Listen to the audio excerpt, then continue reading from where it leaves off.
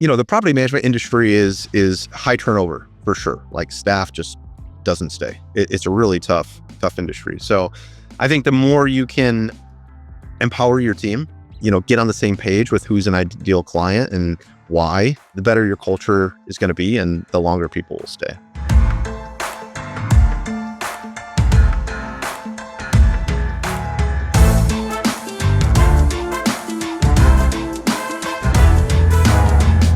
All right. Welcome to Unfiltered, the official podcast of propertymanagement.com.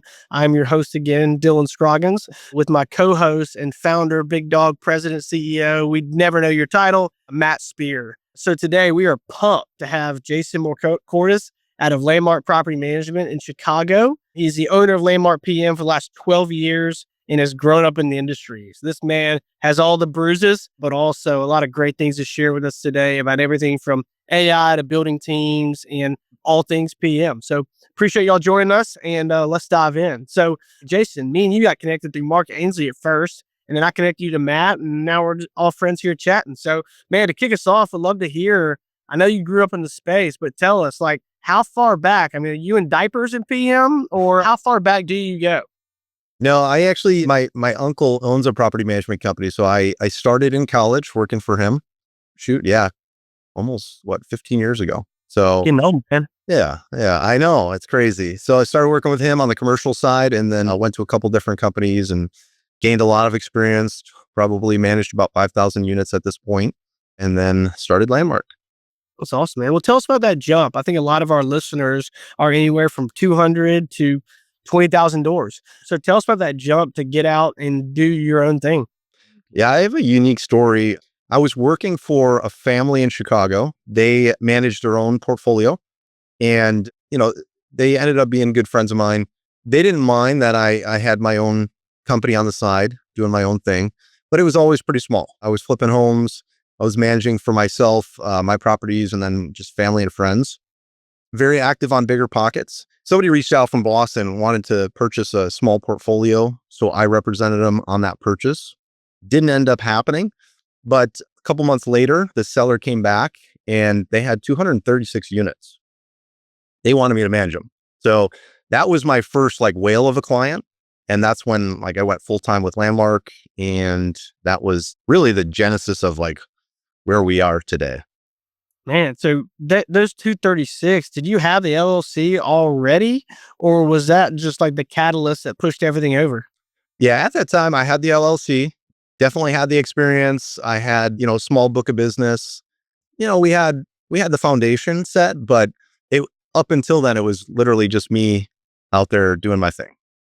Yeah, I would have pulled the trigger too. That's big opportunity. Yeah, it was one of those things that I couldn't pass up. Yeah, that's awesome. You want to make sure they're happy too, man. That's a couple Chicago steak dinners that first year to keep them on. It was an interesting experience. It was a complete disaster. And I ended up terminating them about just over a year later. I was working with Mark Cunningham at the time. Thank God. He kind of walked me through that. But what I realized at that time was I was a really good property manager. I had no idea how to run a business, and I had no idea how to structure contracts and negotiate pricing. So I ended up taking over the portfolio. What I didn't realize is I was the 5th property manager within 2 years. They had 80 vacancies, 30 evictions. It was just a complete disaster.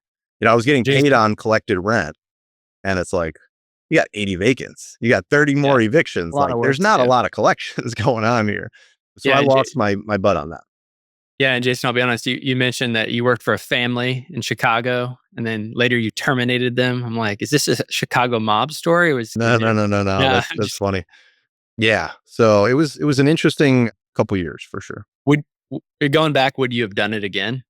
Or would you just been completely avoid? Because it got you to kind of take the leap, a bigger leap into it, but then you ended up canceling. Would you have gone back and done the same thing or no? 100%. Yeah. I mean, fast forward all the bumps and bruises and, I'm in the property management industry, so I'm still getting kicked in the teeth every once in a while. It's unfiltered. You can say, yeah. But absolutely. Yeah, I would do it all again. And one of the things that I hear everybody say, and I definitely agree with, is not all business is good business. totally understand that. But when you're first starting,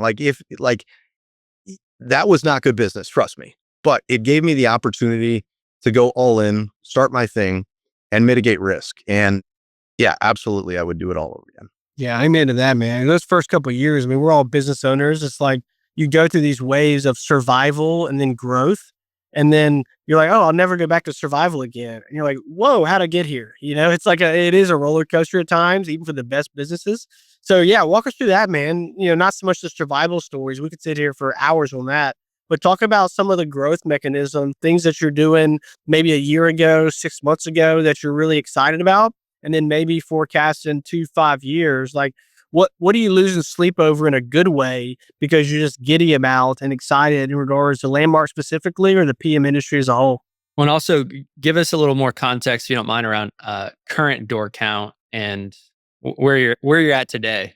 Just so because again, like you said, it's all about those phases of like where are you at. Yeah, we're just under 500 doors today, and we're about 90% AB class. So we started like C and D class. It has been constant churn for the last, however many years.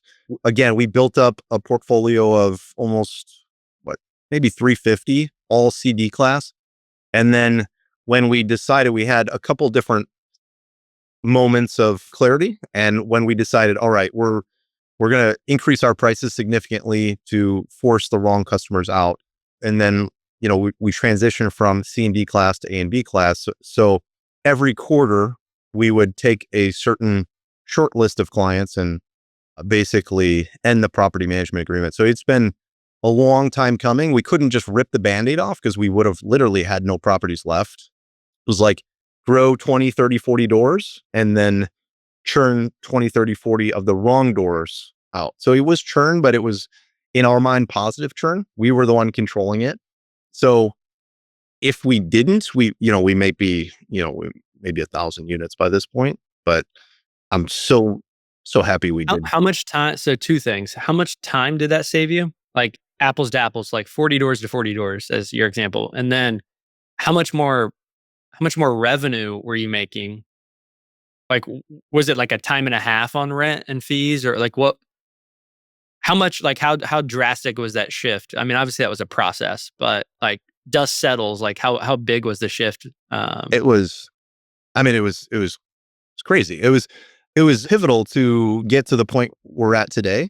It was also draining. I mean, it's been going on for years where we're like, this property is horrible. We just we can't fire everybody right now. Like it's only a matter of time before we get rid of this property. It has, in my opinion, everybody's got different views on business models and whatnot. A and B class property management for me is so much easier than C and D class.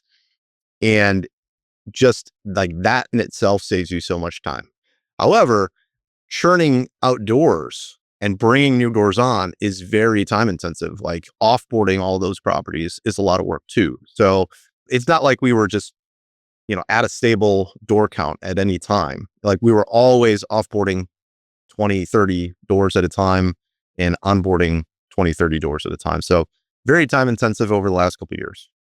No, that's great. And Matt, good call out there because it's good to know where you're at and where you've been. It sounds like you've owned 3 different businesses in the last 12 years, it sounds like. And so, yeah, man, well, now looking ahead, what are some things that you're excited about in this next year? And not just from like the industry standpoint, but even for Landmark specifically. You know what? We just embarked on the journey to roll out the NARPM operational standards. So definitely excited about that. We are obsessive over user experience and just providing a super high level of service. So excited about that. Was that through Profit Coach or was that separate decision? Because I know that's a big part of what Profit Coach does is get everybody on the NARPM standard. Yeah. So a little bit of both. We are Profit Coach clients from, I don't know, 4 or 5 years ago. Huge fans of those guys. Shout out Brad. Yeah. I just talked to him yesterday. So yeah, big fans of Profit Coach, and they've done amazing things for our business. But yes, they are, a big reason of why we did that. And we actually hired them as consultants to rebuild some of our processes to customize them specific for the operational standards. So I think super excited about that. I think it's going to have a huge impact on our business. Nice. Yeah. I feel like I'm a data nerd. So like the standardization of the data, like being able to look at your P&L and have it like in the same format, opens up a lot of doors. Cause obviously you can compare your results to other property managers, those benchmarks. We're not paid to like talk about Profit Coach, but yeah, we're big Oh fans. no, we're of going to it. invoice Brad after Yeah. this. Yeah. What are we up to? About 2,500? What do you think? Yeah, We'll 25,000. see Let's here. do it. But yeah, growth. Like we've talked a lot of operations. I mean, is growth part of your like next wave, or is it like, hey, I want to be at 500 doors ballpark and just do that really well? Because I think a lot of people have different perspectives on that.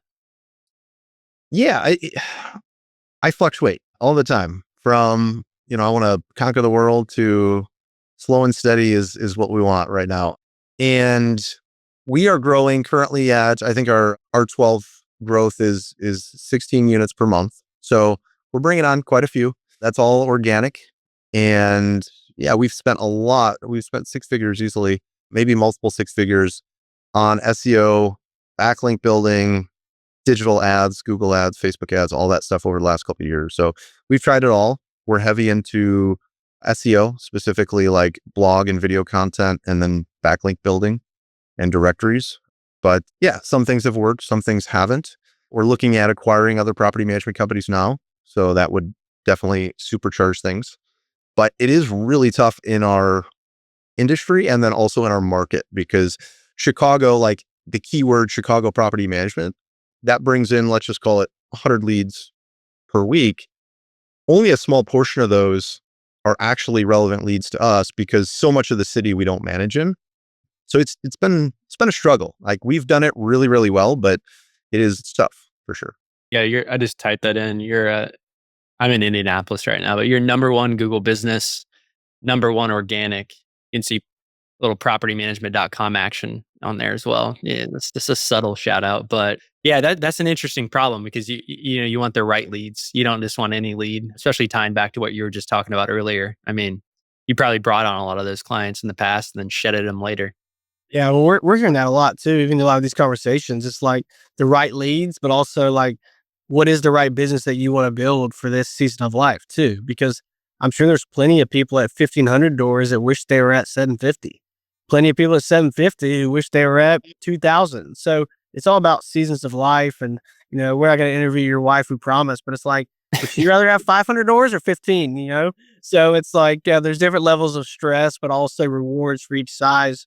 So, Jason, we were talking at the beginning before we hit record about the classic word AI. And I'm sure some listeners are rolling their eyes and some people on the edge of their seat. It's just such a hot topic right now. But I think the challenge with it is that everyone's talking about a different thing, right? So you said something interesting. I'm going to call you out on it. You said, with ChatGPT, there's a lot of people using it, but they're only using it as like a search engine, right? To get like a new Thai gluten-free recipe, and not actually in really creative, strategic ways. So, Right, but is that something that was very specific? Have you been searching about? I've searched some crazy things, but the main way I use ChatGPT is Paw Patrol stories for my 4-year-old. It's amazing. Try it out, man. You can give them any prompt and they'll make a crazy story. But no, I haven't done a Thai recipe. I just made that up. So, Jason, yeah, when you say ChatGPT and when you say AI, how are you using it? Yeah, that's a good question. AI is it's incredible. I mean, it's the capability of what it can do is just amazing. Like we've done everything from building systems and processes.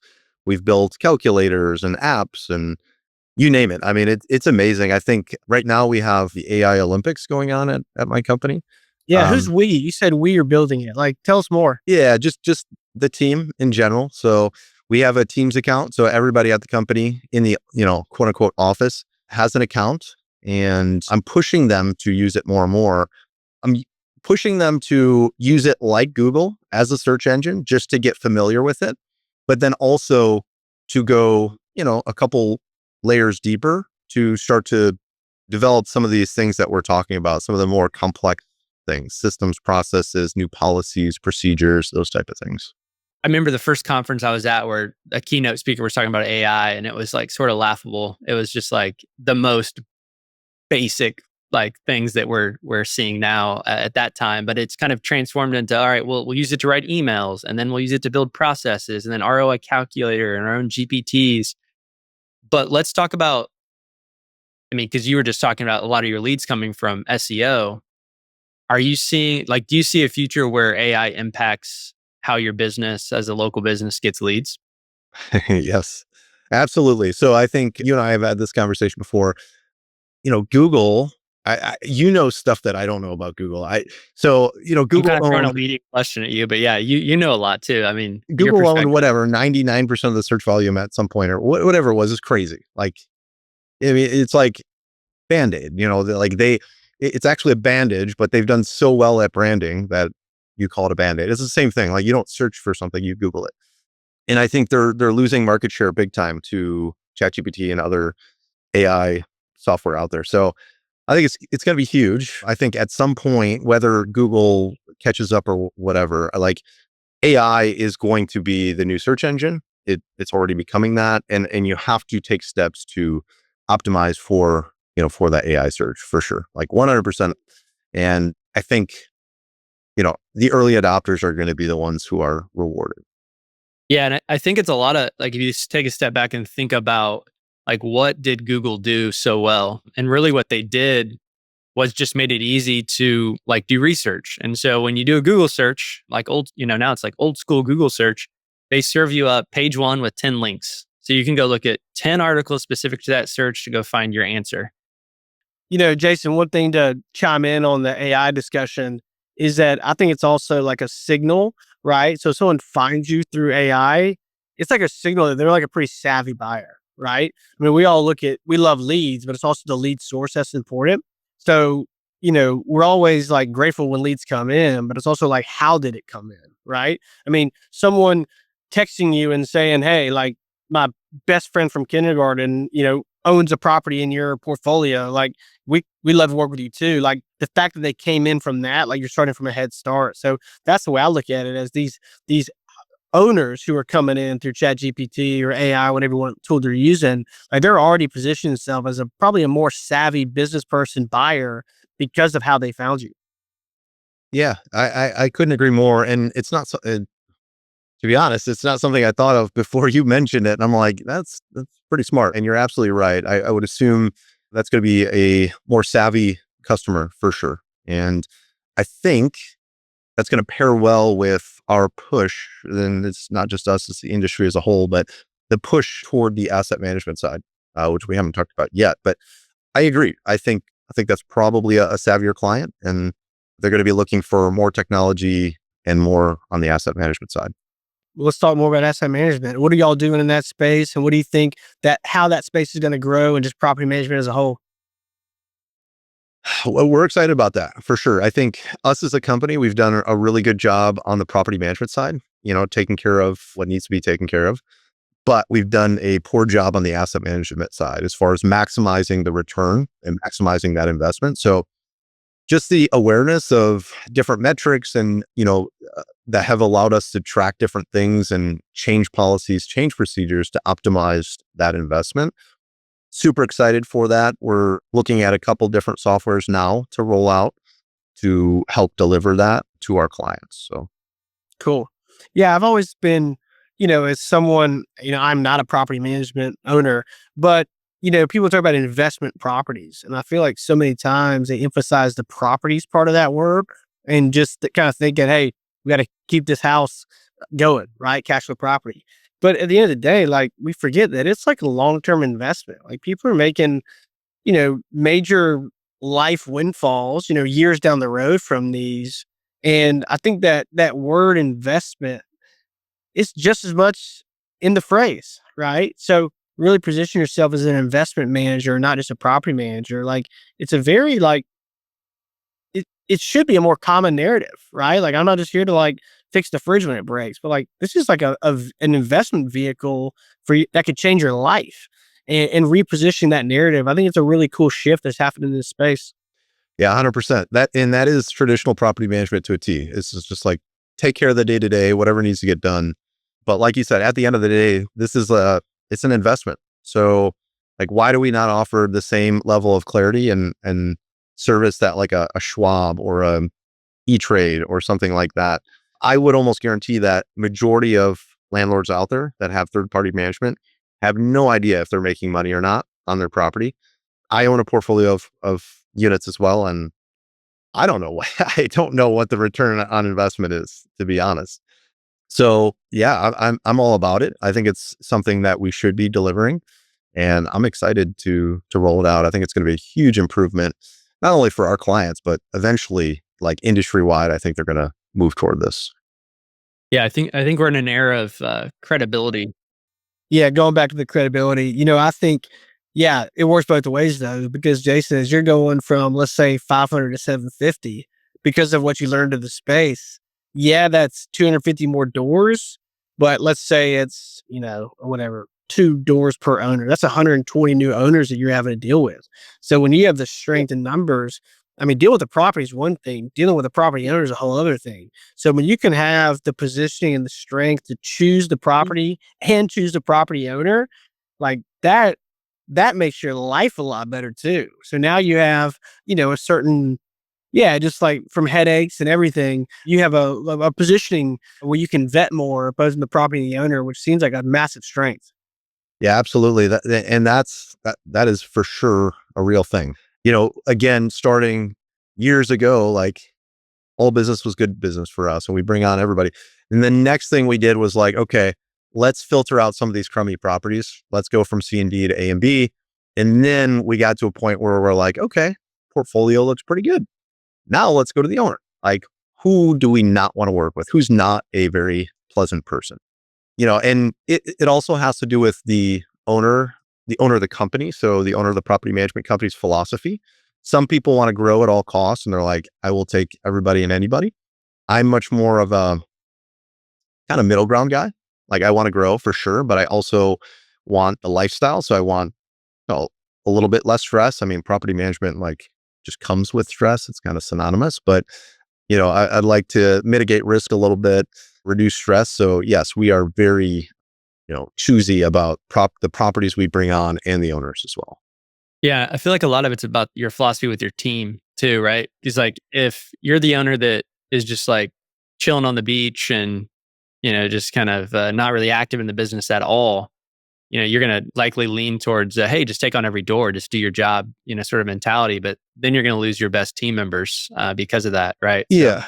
Yeah. And I think, the property management industry is high turnover for sure. Like, staff just doesn't stay. It's a really tough industry. So I think the more you can empower your team, get on the same page with who's an ideal client and why, like, I think the better your culture is going to be and the longer people will stay. Yeah, I love that. Cause I know a lot of this podcast, we've talked about, innovation, exciting stuff. We haven't talked about culture and leadership. So as we, start to wrap up before we get to the lightning round, talk to us just about how you've grown as a leader, but also how your team has grown. And in the 3 different businesses you've owned within the Landmark umbrella and the reiterations of it, talk to us just about the current state of your team, what gets you excited right now, and what are some things that you're doing to protect that culture in the ever changing world of property management. So yeah, I mean, it's been quite the journey. Like, I've learned so much, and I still have so much to learn. But it's been amazing. I'm very growth oriented. So for me, like, this is the part I love: building the business, building the team, the culture, all that good stuff. We have 100% remote team, 5 different countries. So different cultures. It's been a challenge, but it's also been amazing. It's been rewarding. We have a great culture, and it's probably 2 years ago when we were in an L10 and somebody, we share good news, and somebody was like, "Oh, so and so from the team flew in and came to spend the weekend with me." Like, that was their good news, and I thought, "Holy smokes! Like, this is amazing. We've built such a tight knit community that not only do we get along at work, now we have people flying to other countries to spend time together." Wow. And that kind of snowballed, and like, that's happened so many times. And then it inspired us to do it as a team. And like, my goal My dream, like years ago, I love to travel. My wife loves to travel. And I thought if we could build a team that also loves to travel, they love culture, they love all these things, and we can have an annual trip, like that would be amazing. And this February, we were able to do that for the first time. We flew everybody into Puerto Vallarta to spend some time together and did some excursions and lots of dinners and drinking and all that stuff. So it was amazing. Jason, I think that's incredible. And I think there's probably people listening that might be at 100 doors, 200 doors, and they're hearing you at 500. You talk about growth, about how that's a huge priority. You're growth minded, but then you proceed to spend 80, 90% of your time talking about operations and your team. And I think that says that's the story, right? It's like you focus on your processes, your team doing the operations side, right? Like growth ends up being sort of the output. It's sort of the foundation of the house. So Yeah, I think that's incredible. absolutely. And I think if you nail the operation side, it gives you the freedom and flexibility and time to focus on the culture. And without the operations, I mean, it's a disaster. It's a shit show. It's property management is it's such a complex business, and there's so many things going on at all times. If you don't have the right systems and processes in place, like it's going to be really, really tough. So we focus there. Like that's where we started, and we've spent so much time and energy building that out, different softwares, different consultants. Like we have an operations manager on the team that like a big portion of what she does is build out processes, review them, refine them every so often on a cadence.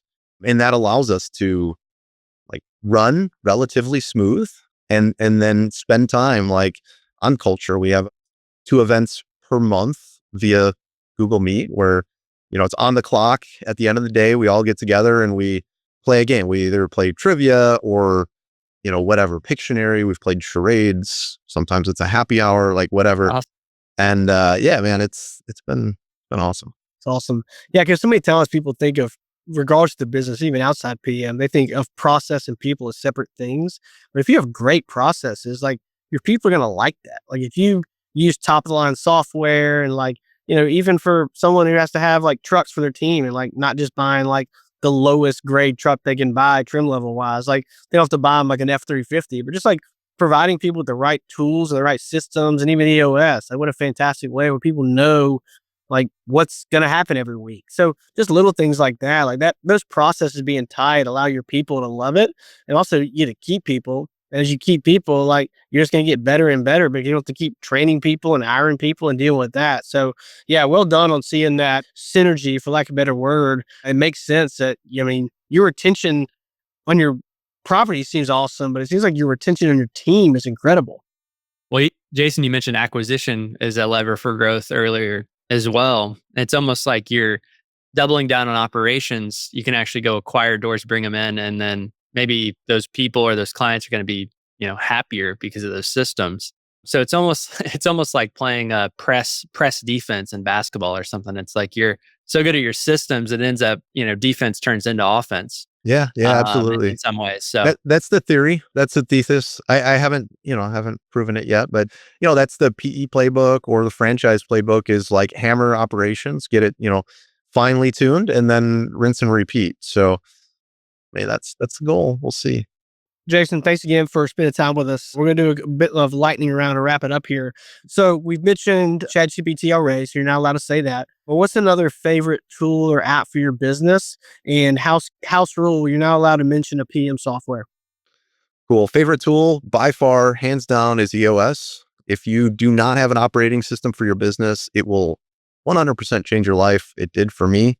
I had a dumpster fire and now, we operate pretty well. So I love it. I can What see about a book? traction across the room. Well, that you guys can book next, but sorry, I had to cut in. I know it's lightning round. Oh, you see traction behind me? No, I can see it like across the room. I can see traction over in my office, and that's obviously EOS book. Oh, I got traction behind me. yeah, Jason, I got my traction? bookshelf to my left and yeah, it's there All right. for sure. Well, all the EOS consultants are going to love this one. We got 3 people all with traction on the bookshelf. So, Yeah. don't worry, we're going to invoice y'all too.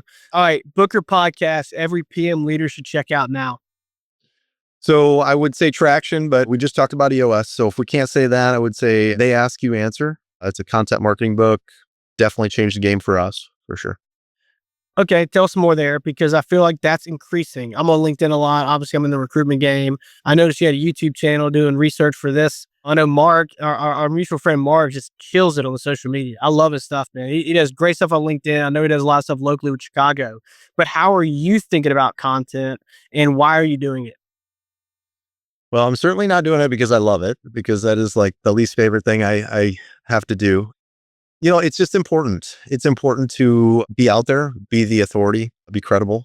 And the way a lot of these, you guys are the experts in this, so you guys can talk more on it. But the way the search engines and now AI picks up on that is like the patterns. They want to see that if I'm going to be the expert on Chicago property management, that I know what I'm talking about, and I'm putting a lot of content out there, and the content that I'm putting out there is relevant. Like I'm not, I don't, run a business for bicycles or something and trying to rank for Chicago property management. Like, so yeah, I mean, they ask you answer is like the whole idea is people are asking questions. They're asking, how much does property management cost? How do you do an eviction in Chicago? All these things. And you're literally just answering them through written blog content or just a video. So we do a couple blogs a month, and then we try to do at least one video per month, which again is tough for me. Yeah, somebody gets the answer to how to do an eviction in Chicago, and then they're like, "Never mind, I'm not doing this myself. I'm gonna go ahead and hire Jason." Yeah. We get a I lot of want that. to slow down the lightning round real quick because I feel like something you said there like sums up a lot of what we talked about today with, even vetting, your own partners and the own homeowners that you're working with is that, when they're like that content builds trust. And they also find you for ChatGPT. They kind of know who you are and they've kind of vetted you a little bit. And especially when there's such still limited people who do it. I know if you jump on LinkedIn, you think everybody's doing it now, but that's still like a half of a percent of the market that's actually doing it. So your brand getting out there and also tying in the whole investment management, you would never let someone manage your money that you've never met before. We all get blown up all the time by like wealth management people locally, like want to go to coffee and hear our story and get all our money because they know that we're not going to give them money unless we meet them and trust them. So you doing that content and they're vetting you without you even knowing it, especially if that narrative changes where you become like an investment manager, not just a property manager. Man, that content is going to pay off a lot because people, man, they're giving you some money and they need to know they can trust you. So that's really cool that you're getting ahead of that. I would say trend that's going to be 3 to 5 years. You have to be online or you're not going to get any business. Yeah, absolutely. And again, I read that book, and then I was also working with Mark Cunningham at the time, and he's a big video guy, so he was kind of pushing me to do it. But you're absolutely right. All that content out there, like you said, establishes credibility, and it kind of builds the relationship in a way. Like that person is watching that content, they're gaining trust in you. It's reinforcing your authority and your expertise. And it makes the closing process so much easier because they've done all the research. They watched your videos. They've looked at the website. At that point, the point they contact you, like they're pretty much ready to sign up sometimes. So that's been huge for us. Cool. We gotta get Mark Cunningham on the pod. I follow a lot of his stuff on LinkedIn, so making a earmark there. Cool. All right. Last question. One word to describe the future of PM. Exciting. Tell us more. You said one word. Real estate is, I don't know. I feel like real estate it's a very mature industry. And then property management specifically it's been sleepy forever. Like it's just been old school. And over the last, 5+ years, things have really changed drastically. And even just within the last couple of years, with all the technology and all the things that are happening, like things have sped up so much. And we're seeing more change over the last couple of years than we've seen in decades. So I'm super excited to see, what happens with these changes, and then also just future changes. All these companies keep rolling out new stuff, just like you guys are doing. So yeah, I'm just excited. Where can listeners connect with you? Obviously, we'll hopefully use some of this content for your own verified account at propertymanager.com. But in general, like how can we connect with you and Landmark Property Management? Yeah, not on social media. I won't be there.